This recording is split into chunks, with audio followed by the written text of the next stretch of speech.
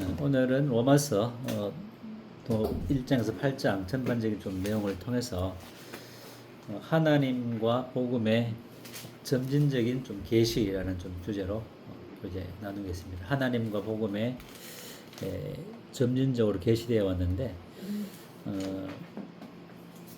그리고 구원의 서정 속에서 영원한 거듭남과 또 영원한 속죄와 하나님의 의, 또 영적인 해방, 그리스도와 연합, 또 성화에 대한 부분들을 계속 수시로 이렇게 말씀드리고 강조했는데, 오늘은 그와 좀 이렇게 유사할 수도 있겠지만은 하나님께서 또 복음과 함께 어떻게 점진적으로 하나님 자신을 또 복음을 점진적으로 나타내셨는가. 처음에는 이제 자연을 통해서 자연 계시, 일반 계시를 할 수 있죠. 그 다음에 또 율법을 통해서 어떻게 자신을 나타내셨는가라는 또 그런 부분. 그 다음에 이제 율법의 하나님의 한 의, 예수 그리스도를 통해서 이제 완전히 하나님과 복음을 이제 완전히 계시하셨죠. 그를 통해서 예수님 십자가를 또 사역을 통해서 우리는 영적 해방과 또 나가서 연합, 그리스도 연합, 또 더 나가서 이제 거룩한 삶을 사는 이런 이제 복음이 어떻게 점진적으로 계시되어 왔는가라는 부분들을 좀 오늘은 그런 내용들을 좀 살펴보도록 하겠습니다. 로마서는 우리가 또 잘 많이 읽으시고 또 이해도 하는 부분도 있지만은 하나님의 그 의와 또 1장 17절의 로마서 복음에는 하나님의 의가 나타나서 믿음으로 믿음에 이르게 하나니 오직 의는 믿음으로 말미암아 살리라 함과 같으니, 그 이유는 뭐냐면은 하나님의 진노가 불의로 진리를 막는 사람들의 모든 경건치 않음과 불의에 대하여 하늘로부터 하나님의 공의로운 진노가 나기 때문에 이렇게 하나님의 의와 하나님의 그 진노를 대비하고 있습니다. 특히 사도 바울은 대조법과 이렇게 대조를 통해서 하나님의 그 진리를 나타내는 그런 이제 표기를 많이 하고 있는데, 여기도 하나님의 의와 대비해서 하나님의 진노, 이 진노는 화가 나서 그냥 내지르는 그런 것이 아니라 불의를 향하는 하나님의 공의에 맞지 않는 하나님의 공의에 그 성인받지 못한 도덕적으로 영적으로 분별력을 잃어버린 타락한 마음에 대한 하나님의 그 공의로운 심판, 진노를 이제 말하고 있죠. 그래서 하나님의 의를 거부하게 될 때에 그가 마주해야 할 그 대상은 하나님의 진노, 공의로운 진노. 우리 부모들이 또 우리가 관계하는 사람들이 일시적으로 짜증내고 화를 내는 그런 개념이 아니죠. 하나님의 거룩한 분노는 너무나 무섭고 엄미하고 그런 이제 하나님의 진노를 할 수 있겠죠. 그래서 이와 같은 하나님의 의, 오늘 좀 이따가 이제 율법에 하나님의 한 의가 나타난 부분들을 좀 나중에 더 자세하게 말씀드리겠지만은, 이와 같이 하나님의 의는 믿음으로 믿음에 이르게 한다, 이렇게 10절째로 기록을 하고 있습니다. 근데 이제 다비 여기에는 보게 되면은 어떻게 이제 번역하고 있냐면은 복음 속에는 하나님의 의가 믿음의 원리 위에서 믿음에게 계시되었으니, 되게 좀 어려운 것 같은데, 하나님의 의는 믿음의 원리 위에서 하나님의 의가 우리에게 이제 증가되어지는 거죠. 믿음이란 원리 위에서 어떤 자연 계시나 일반 계시나 양심이나 도덕법에 의해서 우리가 하나님의 의가 우리에게 증거된 것이 아니라, 물론 양심이나 도덕법이나 양심의 이런 법을 통해서 하나님을 인식할 수 있는 그런 것은 가능하겠죠. 그러나 하나님을 믿는 믿음이라는 하나님의 선물이 이제 필요한 거죠.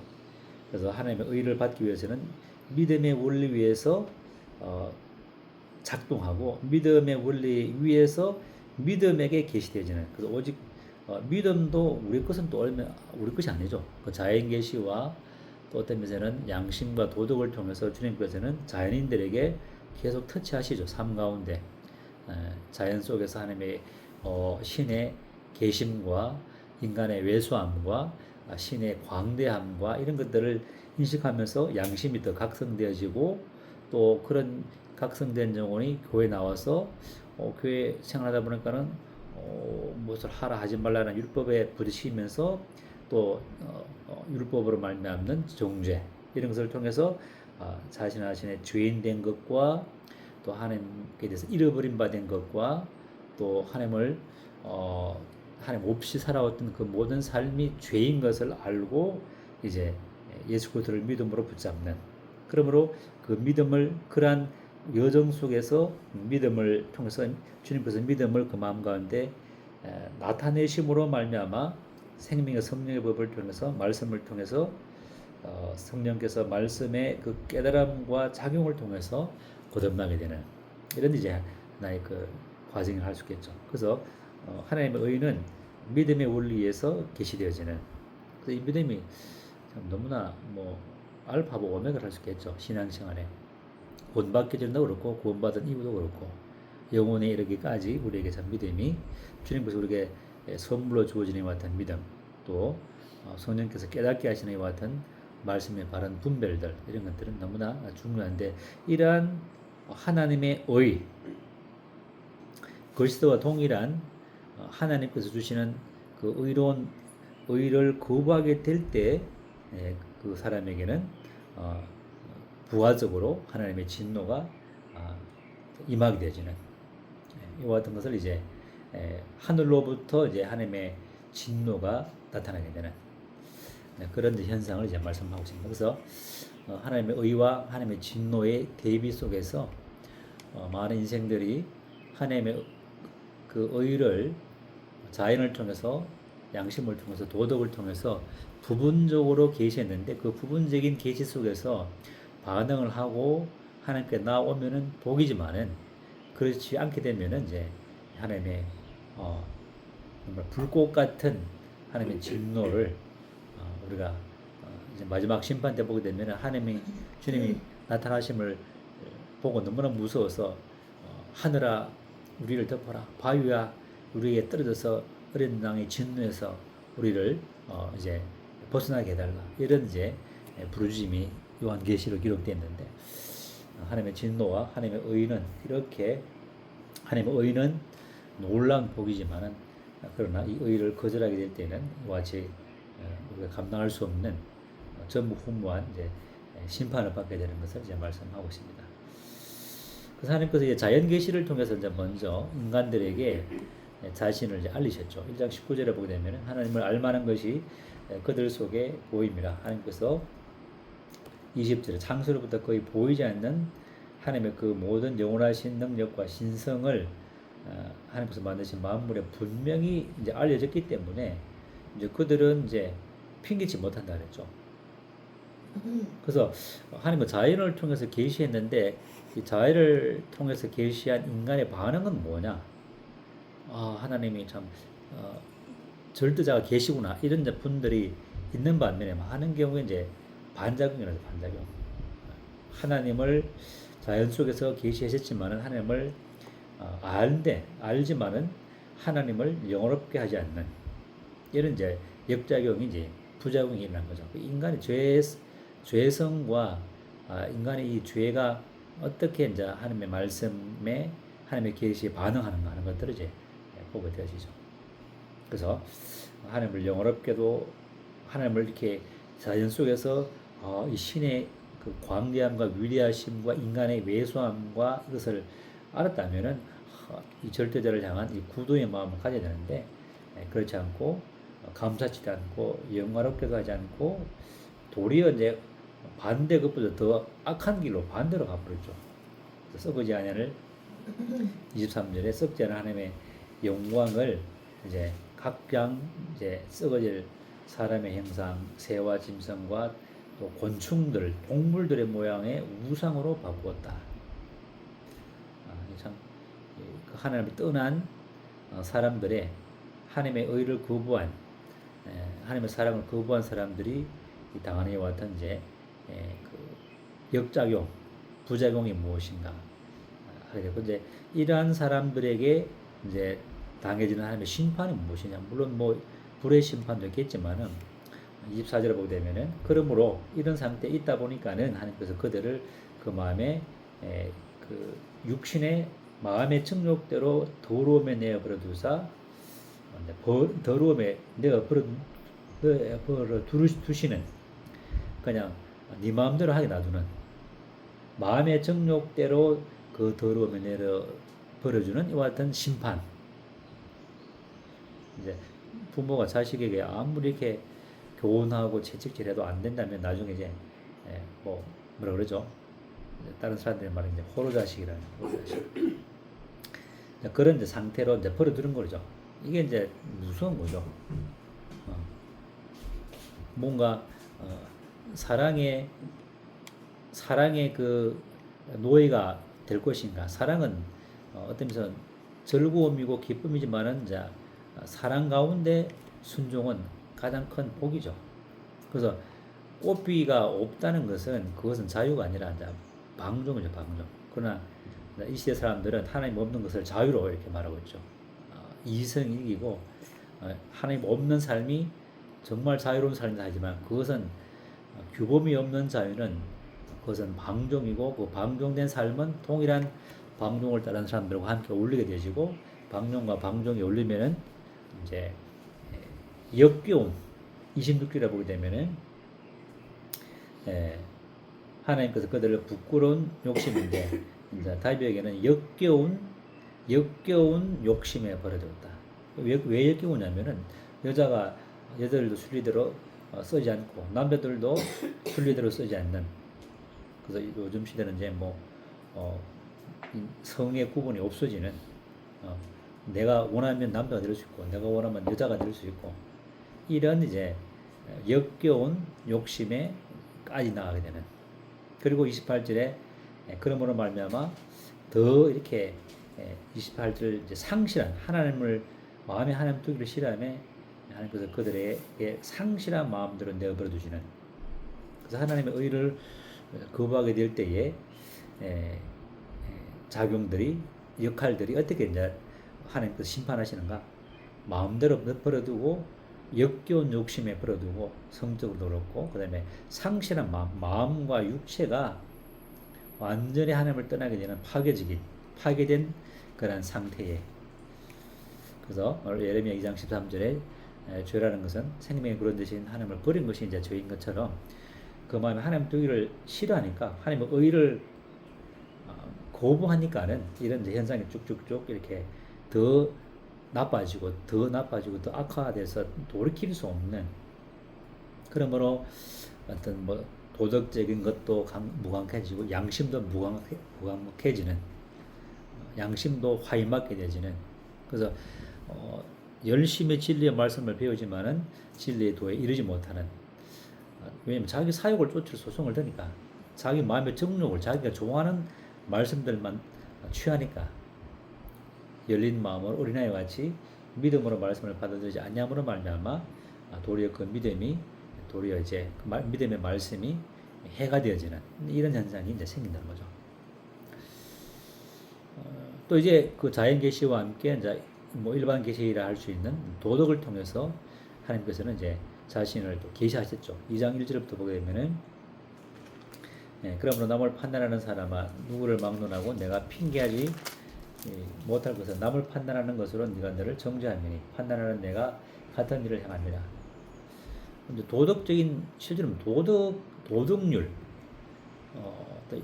그 양심 이전에 양심도 되고 도덕도 막 비슷한 그런 역할이지만은 우리 인간 태어나면서 이 도덕이란 그 관념이 있죠. 그 마음에 심원받은 그 관념이 도덕률이라 할 수 있는데 이런 도덕을 가지고 나는 저 좋은 도덕을 따라 도덕대로 사는데 저 사람의 도덕대로 살지 않지 이렇게 이제 남을 판단하는데 이런 도덕적을 통해서도 인간의 도덕률을 통해서도 선한 도덕을 통해서도 하나님께서는 이제 자신을 나타내시는 것이죠. 뿐만 아니라 양심을 통해서도 우리 하나님을 자신을 계시하셨죠. 2장 14절을 보게 되면은 율법 없는 이방인이 본성으로 율법의 일을 행할 때에는 이 사람 율법이 없어도 자기가 자기에게 율법이다니 이런 이들은 그 양심이 증거되어 그 생각들에 서로 혹은 고발하며 혹은 변명하여 그 마음에 새긴 율법의 행위를 나타내는 그 양심법이죠. 양심법. 도덕을 통해서 양심을 통해서 하나님이 계심을 인간이 인지할 수 있도록 케고로 같은 경우에는 놀라운 그리스도인의 이런 철학자인데 양심법을 통해서 하나님을 인식할 수 있는데 양심법을 통해서는 하나님을 인식은 할 수 있지만은 하나님을 믿기 위해서는 이제 어떤 믿음이 작용해야 된다. 자기의 실존이 하나님 앞에 서는 믿음으로 서는 이런 것이 필요하다 이런 이제 말을 했는데 우리는 자연 계시 도덕이나 양심을 통해서 하나님을 인식하고 또 어렴풋이 볼 수 있지만은 이것이 자체가 구원은 아니라는 것이죠. 하나님을 인정한다고 구원은 아니라는 것이죠. 양심대로 산다고 도덕대로 산다고 우리는 구원을 받는 것이 아니라는 것이죠. 그래서 두 번째 하나님께서는 율법과 선제를 통해서 계시를 하셨죠. 2장 17절부터 보게 되면 유대인이나 불리는 내가 율법을 의지하여 하나님을 자랑하며 율법의 교훈을 받아 하나님의 뜻을 알고 지극히 선한 것을 분별하고 명인의 길을 인도하는 자요 어두움에 있는 자의 빛이요 이렇게 하면서 이제 하나님께서 유대인들에게 모세를 통해서 십계명과 600여 가지 이상의 세부 법들을 주셨죠. 율법의 그 법들을. 그래서 하늘과 같은 그 법들을 율법을 주심으로 말미암아 인간들로 하여금 하나님이 어떠한 분인가 율법은 우리가 말하는 게 부정적으로 생각한 경우가 많지만 율법은 선하다 그랬죠. 로마서 7장을 보게 되면은 율법은 선한데 어디만큼 선하냐? 율법을 통해서 이제 우리가 구원받을 수 있죠. 율법을 다 지킨다면은 율법에 따라 산다면은 그리고 율법은 하나님의 마음과 성품이 어떠한 것을 드러내는 리트머스 종이와 같죠. 하나님은 정말 어떠한 분인가? 하나님을 섬기기를 원하시는 그런 마음. 모세 십계명에 이제 통해서 본다면은 또 이웃을 사랑하는. 그래서 두 가지로 요약하면 하나님을 마음을 다하고 뜻을 다하고 힘을 내서 사랑하는 것과 또 내 이웃을 내 몸같이 사랑하는 이런 하나님의 지고하신 성품과 마음이 담긴 그 계시가 율법이죠. 율법은 너무나 거룩하고 선하고 아름다운 것이죠. 근데 문제는 그 거룩하고 선하고 아름다운 것이 우리가 지킬 수 없는 죄성과 육신으로 말미암아 지킬 수 없는 그런 이제 문제가 이제 큰 이제 병폐인 것이죠. 그래서 이 유대인들이 율법의 아름답고 선한 것을 받았지만은 도리어 율법을 받은 자로서 이제 20절에 보게 되면은 19절에 맹인을 길을 인도하는 자요 어둠 있는 자의 빛이요 또 어리석은 자의 교사요 어린 나이의 선생이라고 이렇게 자부하고 선민으로서 했지만 그러나 그들은 그 모든 구약의 모세 시대든 사사 시대든 그 다음에 왕정 시대든 그들은 거의 하나님을 불신하고 또 하나님을 거역하고 하나님을 믿지 아니함으로 도리어 하나님의 마음을 아프게 했던 그러므로 광야에 그들의 시체가 다 묻히게 되는 그런 이제 율법에 주어졌지만은 율법대로 살지 못했던 유대인들 그리고 이제 자연과 도덕과 율법을 이제 양심을 통해서 이렇게 마음에 이렇게 제고함을 받고 마음에 이렇게 격려함을 받고 이제 교회에 나왔는데 교회 나와서 보니까는 착하게 살아라 선하게 살아라 또 거룩하라 이렇게 하니까는 이제 그때부터 율법이 작용하는 거죠. 그래서 선한 마음을 가지고 교회에 나온 사람에게도 하나님은 율법은 작용하죠. 뿐만 아니라 거듭난 성도에게도 율법은 작용하죠. 로마서 7장에. 그다음에 영적인 해방과 그래서 연합 가운데 있는 성도들에게도 율법은 기능을 합니다. 거기에서는 이제 율법의 기능이 어떤 정죄하고 우리를 괴롭히는 그런 기능이 아니라 하나님의 성품과 마음이 이렇게 아름답고 고귀한 것이구나라는 것을 알고 성령의 능력으로, 그래서 연합된 그 성령의 능력으로 율법의 요구를 이루어 나가는 로마서 8장 3절이죠. 우리가 율법 가운데 있을 때는 연약하여 할 수 없었던 그것을 성령을 통해서 율법을 이루게 하시다니, 이게 로마서 8장 3절이죠. 그래서 율법은 이 교인으로서 하나님의 앞에 나오는 사람에게도 작용하고 거듭난 성도에게도 작용하는데, 두 부류의 사람에게는 율법이 되게 정말 정죄하는 기능, 괴롭히는 기능, 그런 기능이죠.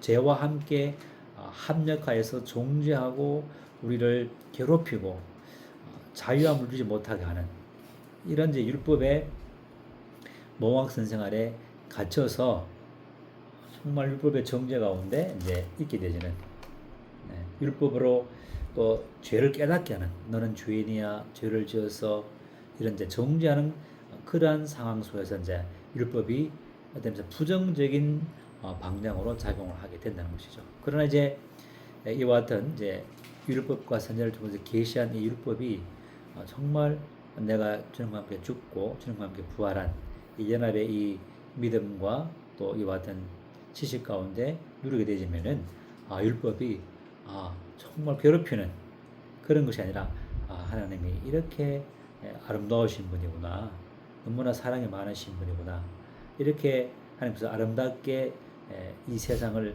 만드시고 그것을 유지하기 위한 기능으로서 율법의 기능을 우리에게 주셨구나라는 것을 알고 성령의 능력으로 이제 우리 율법을 은혜의 법을, 또 율법과 함께 은혜의 법을 이제 지켜 순종할 수 있게 된다는 것이죠. 그래서 율법의 기능은 뭐냐? 거듭난 성도에게 율법의 기능이 뭐냐? 또 자연인에게도 이런 일들의 역사가 일어나죠. 3장 로마서 3장 19절 보게 되면은, 우리가 알거니와 무릇 율법이 말하는 바는 율법 아래 있는 자들에게 말하는 것이니 이는 모든 입을 막고 온 세상으로 하나님의 심판 아래 있게 하렵니다. 율법을 주신 목적은 모든 사람을 입을 막고 유대인이나 헬라인이나 자유인이나, 유리야, 배터리가 지금 코드가 왜 저기 충전 안 되는 것 같은데 한번 봐줄래? 그래서 유대인이나 헬라인이나 야만이나 남녀노소 빈부귀천을 막론하고, 됐습니다. 빈부귀천을 막론하고 모두 죄 아래, 단수의 죄 아래 놓여 있다고 로마서 3장 9절은 말씀하고 있습니다. 모든 사람이 죄를 범하였으며 하나님의 영광에 이르지 못했고, 3장 9절에 그러면 어떠하냐? 유대인은 나으냐? 결코 아니라 유대인이나 헬렌이나 또 야만인이나 지식인이나 빈부귀천 남녀노소를 막론하고 다 단수의 신 아래, 죄 아래 있다고 우리가 이미 선언하였다. 그래서 이와 같은 죄 아래 있는 모든 인생들의 모습을 보게 되어지고, 또 율법을 주심으로 죄가 더해지는, 율법이 더해짐으로 죄가 심히 죄되게 만드는 그런 현상이 율법이 이제 기능이 거듭나지 못한 영혼들에게, 거듭난 성도에게도 이와 같은 이제 기능을 하게 된다는 것이죠. 그래서 심판 아래 있게 하려고 3장 20절에 율법의 행위로는 그 앞에 어렵다 하신 분들 육체가 없는데 율법의 행위로 이렇게 되리는 이스라엘 백성들, 또 지금 또 많은 교인들, 참 불쌍하죠. 어렵다 하심을 얻을 육체가 없는데 율법을 지키려 함으로 말미암아 부딪힐 돌에 부딪히는, 계란이 큰 바위에 부딪히면은 완전히 계란이 부딪히는 것처럼 그렇게 하고 있다는 것이죠. 어렵다 하신 모든 육체가 없다는 율법은 죄를 깨닫고 죄를 깨닫는 그런 기능을 가지고 주님 앞으로 나와야 되는데 그러지 못한 경우가 참 많죠. 그러나 이제 21절에 참 놀라운 하나님의 은혜가 나타나는데, 이제는 율법 외에 또 자연계시나 양심이나 도덕의 이외에 하나님의 하나의 새로운 의가 나타나는데 율법과 선지자들에게 증거를 받은 것이라. 그래서 로마서 1장에 이제 복음이 무엇인가에 대해서 다 말씀을 드렸죠. 복음은 1장 2절에 하나님 선지자를 통해서 그의 아들에 관하여 성경이 미리 약속한 말씀이죠. 육신으로는 다윗의 혈통에서 나셨고 성결의 영으로는 죽은 자 가운데서 부활하심으로 능력으로 하나님의 아들로 선포된 이 영광스러운 이 복음은 계속해서 구약 시대에 말씀해 왔던 그런 이제 하나님의 복음이고 하나님의 의죠. 그래서 율법과 선자들에게 증거를 받았던 그러한 하나님의 의죠. 그 22절에 3장 22절에 곧 예수 그리스도를 믿음으로 말미암아 믿음으로 계시된 그 믿음으로 말미암아 모든 믿는 자에게 남녀노소 유대인이나 헬라인이나 야만인이나 관계없이 차별 없이 미치는 하나님의 의인데 차별이 없다는 거죠. 사도 바울이든 뭐 베드로든 로마에 있는 성도든 고린도에 있는 성도든 갈라디아 성도든 동일하게 바울이 받았던 하나님의 이신덕이의 하나님의 의 차별이 없는. 그래서 사도 바울은 자신의 믿음과 로마의 성도들의 믿음을 통해서 서로 경량을 받기 위해서 너희를 간절히 보기를 원한다는 말씀을 로마서 1장에 기록을 하고 있는 것이죠. 그래서 우리는 뭐 비록 연합 가운데 있다 할지라도 우리는 마음은 거듭난 성도라면 정말 같은 믿음이기 때문에 선한 믿음의 교제는 가능한 거죠. 단지 이제 그분들이 우리는 이제 이와 같은 이제 그리스도 연합에 대한 이런 부분들을 이제 교제를 통해서 지혜롭게 사랑 가운데 긍휼히 여기는 마음으로 교제를 통해서 이제 이 진리 가운데를 이렇게 더 점진된 복음의 계시 가운데를 인도하는 그런 참 지혜가 필요하겠죠. 그래서 율법으로는 율법 이제 그 통해서 하나님께서 자신과 복음을 계시하셨고 이제 율법 외에 하나님의 한 의인 예수 그리스도를 통해서 예수 그리스도와 그분을 믿음으로 말미암아 또 그분께서 행하신 사역의 결과를 통해서 우리는 하나님의 의를 받는데 그 의는 23절의 3장 모든 사람이 죄를 범하였음에 하나님의 영광에 이르지 못했는데 그리스도 예수 안에 있는 속량으로 말미암아 후속으로 말미암아 하나님의 은혜로 값없이 어렵다함을 받았다. 값없이 어렵다. 하나님의 의죠. 이신 칭의가 아니라 이신 덕이죠. 신약에는 구약 성도는 뭐 좀 약간 이신 칭의적인 개념이 있고 마틴 루터가 이제 반박문을 이제 그 성당에 걸었을 때 워낙 이 가톨릭 그 계가 타락했기 때문에 뭐 면죄부를 팔고 면죄부를 사면은 연옥에 그 지옥에 있던 영혼이 연옥에서 천국으로 가는 이런 말도 안 되는 그런 이제 그 율법적인 그다음에 육신적인 그런 것들을 이제 가톨릭에서 하다 보니까는 이제 마틴 루터가 이신칭이다. 오직 믿음으로 하나님으로부터 의롭다함을 받는다. 이런 이제 칭의적인 것을 이제 강조했는데 실질적인 이제 성경적인 분별은 하나님의 의를 받아 누리는 이신덕이적인 하나님의 의라는 것이죠. 이것은 뭐냐면 어떻게 된다면은 25절에 예수를 하나님이 그의 피로서 믿음으로 말미암아 화목제물로 세우셨고 하나님께서 길이 참으시는 중에 우리가 전에 지은 죄들을 이제 간과하심으로 자기도 의롭다 하시고 또 26절의 끝에 믿는 우리도 의롭다 하려 하십니다. 더러운 옷을 입고 있는 자녀를 부모가 본다면은 정말 답답하죠. 저를 어떻게 씻겨줄까 하는데 자녀가 씻기를 거부한다면은 옷 벗기를 거부한다면 참 난감하죠. 근데 자녀가 부모의 말을 순종해서 더러운 옷을 벗고 목욕을 하고 본다면은 그 부모의 마음이 너무나 시원하겠죠. 그래서 이신덕이 하나님의 의를 받는 것은 우리를 위해서 너무나 좋지만 하나님을 위해서도 너무나 효도한 효도. 우리가 하나님께 효도할 수 있는 유일한 길은 하나님께서 그리스도의 보혈의 피로 나를 영원한 속죄를 과거, 현재, 미래의 모든 영원한 속죄를 이루었다는 이와 같은 하나님의 깨끗하기 때문에 겉도 깨끗했고 속도 깨끗해졌고 머리부터 발끝까지 우리 마음과 생각까지 어렵게 하신 이 하나님의 의를 그리스도의 보혈의 피로 나를 깨끗하게 하셨다는 이와 같은 믿음은 이 지식은 그러므로 우리가 하나님의 의를 받아들이는 것은 하나님으로 얼마나 그 시험까지 답답했던 마음이 시원케 해주는 우리도 시원하지만은 도리어 아버지가 더 유쾌하고 시원케 되는 이 말씀이 예수 그리스도를 믿음으로 말미암아 어렵게 되잖아. 어렵게 되기 때문에 이제 우리는 하나님과 긴밀한 자녀로서 깊은 사귐 가운데 거리낌이 없는 이제 사귐을 가질 수 있게 된 것이죠. 그래서 십자가의 이 도에 대해서 이제 고린도서 1장에 말씀하고 있는데, 이 십자가의 도라는 것은 십자가의 메시지, 십자가의 말씀, 십자가의 로고스는 로고스. 십자가를 통해서 사도 바울은 예수 그리스도가 그분의 십자가에 못 박힌 것 외에는 자랑하지 않겠다고 이제 고린도전서 2장 2절에 말씀하고 있죠. 우리의 자랑은 그분과 그분의 십자가 밖에 없다는 것이죠. 그래서 십자가는 유대인들에게는 거리끼는 것이죠. 그거는 이방인들에게는 미련하고, 그래서 사람들은 미련한 십자가를 거부하고 또 거리끼는 십자가를 유대인들은 거부하기 때문에 그걸 못 받는 것이죠. 그러나 십자가는 우리에게는 하나님의 자랑이고 지혜이고 구원이고 영광이고 행복이죠. 그래서 우리 십자가의 그 능력을 지고할 수 있는 힘이 십자가에 있다는 것이죠. 그런데 이제 그리스도를 통해서 이제 그 하나님과 복음의 완성이 계시되었고, 이제 이 주님의 십자가의 그 피 흘리심과 죽으심과 부활을 위해 우리는 이제 더 나가서 영적인 해방에 대한 계시가 또 말씀들이 우리에게 주어졌죠.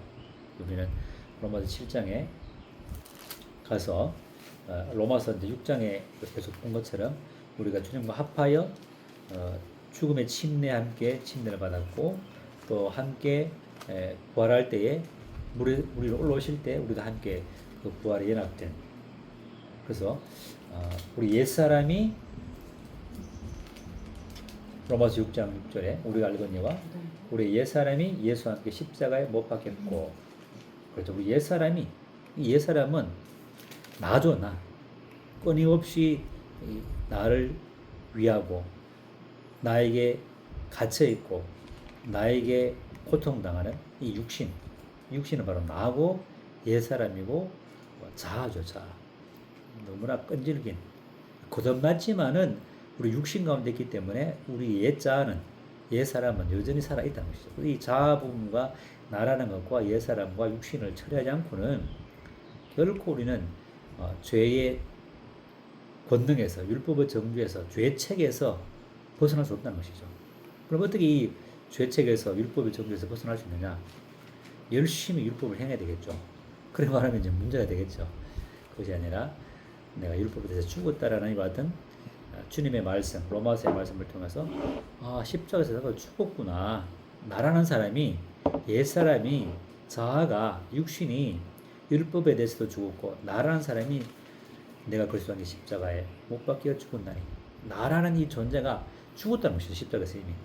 이것을 이제 다시 알고 인식하고 깨닫고 믿음으로 말미암아 우리는 자기 자아에서 벗어나서 끊임없이 괴롭히는 나라는 이 나에 집착하고, 내가 욕 얻어먹으면 참지 못하고 불이익을 당하면 참 다시 불의를 행하는 이런 죄성이 여전히 역사하는 이런 고통 속에서 벗어나서 비로소 주님과 나의 자아가 아니라 주님의 자아가 내게 심겨지는, 주님의 그 부활의 생명에 심겨지는, 영어로는 이제 플랜티드 해가지고 심겨진다 이런 말씀이거든요. 이게 이제 영적인 해방이죠. 내가 주님과 죽었다라는 같은 지식과 믿음이 우리를 자유케 하는, 우리를 행복케 하는, 우리를 신앙을 고양시키는, 그래서 죽었고 또 주님과 함께 부활했고, 그리고 그래서 우리는 주님과 함께 한 몸이 되었다는 이런 로마서 8장 1절의 말씀. 결코 정잠이 없는, 그리고 율법의 요구를 성령을 통해서 이루어 나가는, 그러므로 실제적인 성화를 이루어 나가는 정상적인 행복한 그리스도입니다.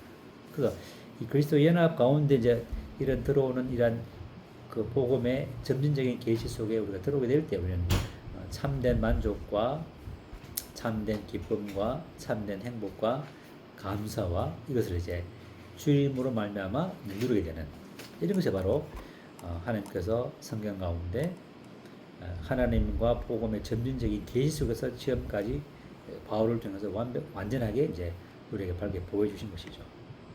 그러면 십자가의 도, 십자가의 메시지, 십자가의 말씀, 이 로고스의 말씀을 통해서 하나님과 복음을 전쟁적으로 계시하셨고 구원의 서정 속에서 거듭남과 영원한 속죄와 하나님의 의, 영적 해방과 그래서 연합에 대해서 말씀하신 것처럼 우리의 복음도 점진적으로 이렇게 개시되어 왔던 것이죠. 자연 계시와 도덕과 율법을 통해서 양심을 통해서 율법을 통해서 예수를 통해서 완성하시고 또 우리가 예수 그리스도의 그 죽음은 십자가의 보혈은 주님이 우리를 위해 죽은 것이고 해방과 연합은 내가 주님과 함께 죽음에 연합됐다 이런 관점이죠. 그런 관계죠. 이런 그것을 기억하시면서 나는 지금 어떠한 복음의 진리 가운데 머물고 있는가 이렇게 스스로 이렇게 자문자답해 보시고 또 더욱더 이런 복음의 점진적인 가운데 성장해 나가는 실질적으로 주님을 온전히 누려나가는 행복한 즐겁고 다이나믹한 그런 복된 그리스도의 삶을 또 살아갈 수 있게 되기를 또 기도하게 되십니다. 이상 말씀 마치겠습니다.